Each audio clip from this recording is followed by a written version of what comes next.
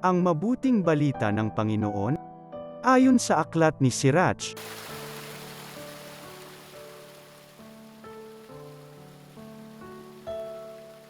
ang puot at pagngingit-ngit ay dapat ding kamuhian, ngunit sa makasalanan, iyan ay pangkaraniwan.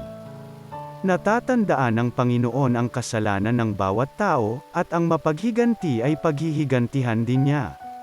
Patawarin mo ang kapwa sa kanyang pagkukulang, at pag ikaw ay dumalangin sa Diyos, patatawarin ka rin naman.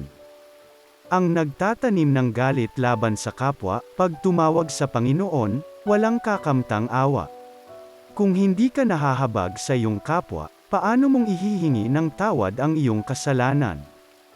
Kung ikaw na tao lamang, ay nagkikimkim ng galit, sinong magpapatawad sa iyo sa mga kasalanan mo?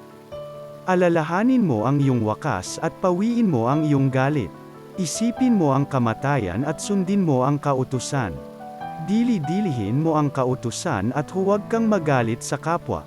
Alalahanin mo ang tipan ng kataas-taasan at matuto kang magpatawad.